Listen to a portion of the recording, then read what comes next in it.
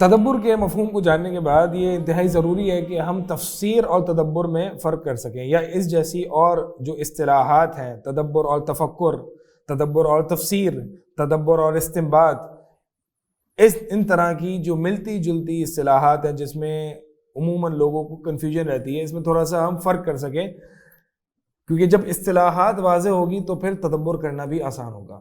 تو تدبر کے مفہوم کو آپ نے پچھلے سیشنز میں آپ نے جان لیا، تو اب ہم یہ آج کی کلاس میں جاننے کی کوشش کریں گے کہ تدبر اور تفسیر میں بنیادی طور پر فرق کیا ہے، آیا کہ دونوں ایک ہی ہیں، اگر ایک نہیں الگ الگ ہیں تو پھر کیا فرق ہے دونوں میں۔ بیسیکلی تفسیر کیا ہے؟ تفسیر آیات کا معنی مراد، یعنی آیات میں اللہ کی مراد کیا ہے، اللہ کی مراد کیا ہے، اللہ کیا چاہتا ہے کہ ہم اس کی فلاں آیت سے کیا مطلب سمجھیں، یہ ہے تفسیر۔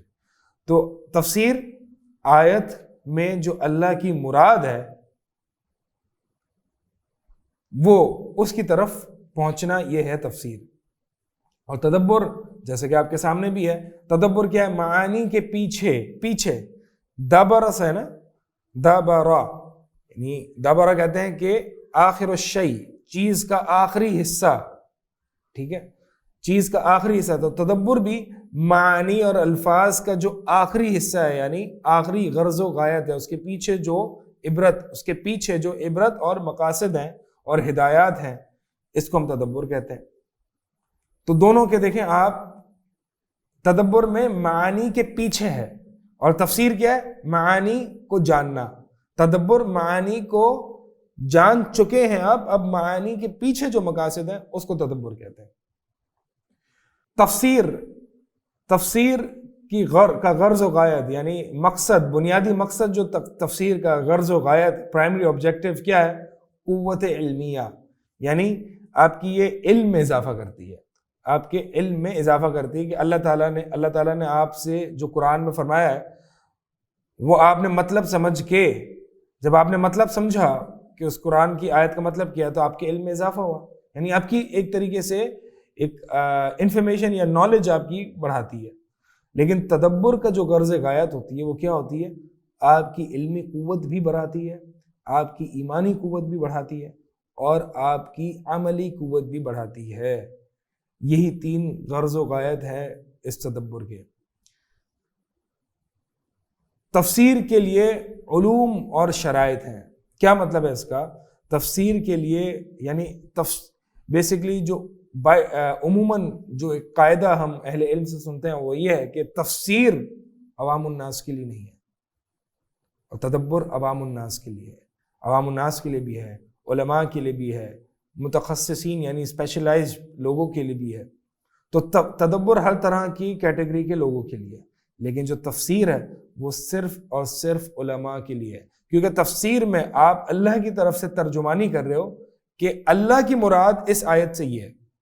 ظاہر سی بات ہے، اللہ کی مراد تک پہنچنے کے لیے آپ کو علوم کی ضرورت ہے، آپ کو فنون کی ضرورت ہے، آپ کو عربی لغت میں مہارت کی ضرورت ہے، آپ کو اصول فقہ کی ضرورت ہے، آپ کو اصول تفسیر کی ضرورت ہے، آپ کو حدیث کی ضرورت ہے، آپ کو دیگر علوم شریعہ کی ضرورت ہے، تب جا کے آپ تفسیر کر سکتے ہیں۔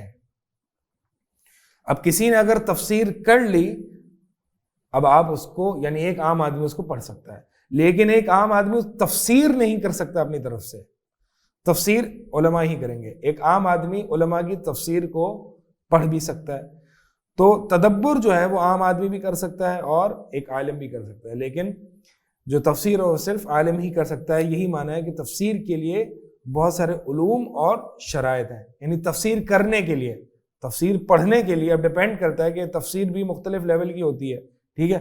آسان لیول کی بھی تفسیر ہے، مثال کے طور پر سب سے جو ہمارے ہاں جو بالکل بیسک اور فنڈامنٹل اور آسان زبان میں اردو تفسیروں میں سے جو تفسیر پائی جاتی ہے وہ احسن البیان ہے۔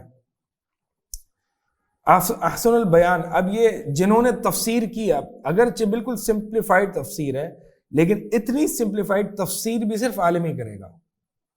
ہاں یہ الگ بات ہے کہ اس تفسیر کو ہم عام آدمی بھی سمجھ سکتے ہیں، لیکن اس جو سمپلیفائڈ جو تفسیر ہے وہ صرف عالم ہی کر سکتا ہے۔ یعنی تفسیر چاہے سمپلیفائڈ ہو، آسان ہو، چاہے مشکل ہو، یہ ڈومین عالم کا ہے، عالم ہی تفسیر کرے گا. لیکن ایک عام آدمی اس تفسیر کو سمجھ کے آگے منتقل کر سکتا ہے، ٹھیک ہے، لیکن خود سے تفسیر لکھنا یا کرنا آیت کی، یہ اگرچہ آسان ہی تفسیر کیوں نہ ہو، یہ ایک عام آدمی نہیں کر سکتا. تو یہ بنیادی طور پر جو ہے وہ فرق ہمیں سمجھنا ضروری ہے، کیونکہ معاشرے میں ہمارے یہاں بہت ساری کنفیوژن ہوتی ہے کہ کون قرآن پڑھا سکتا ہے، کون نہیں پڑھا سکتا، کون تفسیر کر سکتا ہے اور کون نہیں کر سکتا. جو ابھی تک بات ہوئی ہے اس کا میں خلاصہ پیش کر دیتا ہوں، اور وہ یہ ہے کہ تفسیر چاہے ایڈوانس لیول کی تفسیر ہو، چاہے سمپل لیول کی بگنر لیول تفسیر ہو، وہ تفسیر صرف عالم ہی کر سکتا ہے. ایک عام آدمی تفسیر کسی عالم کی پڑھ کے سمجھ کے آگے لوگوں کو بتا سکتا ہے، اور ایک عام آدمی تدبر بھی کر سکتا ہے. لیکن ایک عام آدمی خود سے کسی آیت کی تفسیر نہیں کر سکتا. جب میں عام آدمی اس سیشن میں یا اس کورس میں جب بھی عام آدمی کا نام لوں، تو عام آدمی سے میری مراد ہوتی ہے وہ عام آدمی جس کو عربی زبان نہیں آتی اور جس کو دیگر علوم نہیں آتے. وہ ایک عام اچھا مسلمان ہے جو دیگر فرائض اور واجبات کی پابندی کرتا ہے. آخری پوائنٹ جو ہے وہ یہ ہے کہ تدبر اور تفسیر میں جو فرق ہے وہ یہ ہے کہ لاسٹ پوائنٹ ہے، کبھی تدبر فہم معنی مراد سے پہلے ہوتا ہے. اس کا مطلب یہ ہے کہ جیسے کہ میں نے پہلے بھی اس طرف اشارہ کیا تھا کہ اکثر جو آیات ہیں وہ ظاہر ہیں اپنے معنی میں، کہ اس کا معنی اور مراد کیا ہے وہ ظاہر ہے. لیکن کچھ آیات، بعض آیات ایسی ہیں کہ جس میں مفسرین کی مختلف رائے پائی جاتی ہیں. اب اس آیت میں اللہ تعالیٰ کی مراد کو پہنچنا، اس میں تھوڑی سی غور و فکر کرنے کی ضرورت ہے، تھوڑا سا سوچنے کی ضرورت ہے. تو اس غور و فکر کے صحیح معنی تک پہنچا جائے، اس کو بھی تدبر کہتے ہیں. ٹھیک ہے، ویسے عموماً جو ہے وہ تدبر معنی کو سمجھنے کا نام نہیں ہے، معنی کے جو پیچھے جو مقاصد ہو اس کا نام ہے. لیکن تدبر اس کو بھی کہہ لیا جاتا ہے سلف کی کتابوں میں اور تفسیر کی کتب میں، کہ مثال کے طور پر آپ کو بہت سارے مفسرین کا یہ کلام ملے گا کہ میں نے اس آیت میں تدبر کیا اور میں نے اس آیت کا جو معنی سمجھا ہوں وہ یہ ہے. تو لہٰذا جب معنی میں ترجیحات دینی ہو یا معنی کی تصحیح مراد ہو یا مختلف مفسرین کی مختلف رائے ہوں، تو کسی ایک رائے کو ترجیح دینی ہو تو کوئی ایک مفسر اگر اس رائے کو ترجیح دیتا ہے تو وہ غور و فکر کرتا ہے، اس غور و فکر کو بھی تدبر کہتے ہیں. یعنی خلاصہ یہ ہے کہ تدبر بہت سارے معنی out of all the possible meanings میں سے وہ کسی صحیح ایک معنی کا انتخاب کرے، اس کو بھی یعنی یہ بھی تدبر کے ذریعے کیا جاتا ہے. اور آخری جو پوائنٹ ہے وہ یہ ہے کہ تفسیر کا مقصد تدبر ہے. کیا مطلب ہے اس کا؟ اس کا مطلب یہ ہے کہ تفسیر تدبر سے پہلے ہے. یعنی آپ نے قرآن کی آیت پڑھی، اس کا ترجمہ پڑھا، اب ظاہر سی بات ہے اللہ کی مراد اس آیت سے کیا وہ تفسیر سے پتہ چلے گی. اب تفسیر پڑھ کے آپ پھر تدبر کریں گے.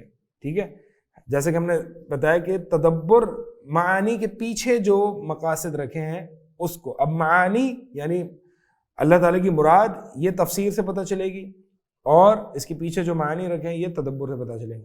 تو اس کا مطلب یہ ہوا کہ تفسیر پہلے ہے، تدبر بعد میں ہے. یعنی تدبر کے لیے تفسیر پری ریکویزٹ ہے، تدبر کے لیے تفسیر شرط ہے. تفسیر کیوں شرط ہے؟ کیونکہ اللہ تعالیٰ کی مراد کیا ہے وہ ہمیں تفسیر سے ہی پتہ چلے گی.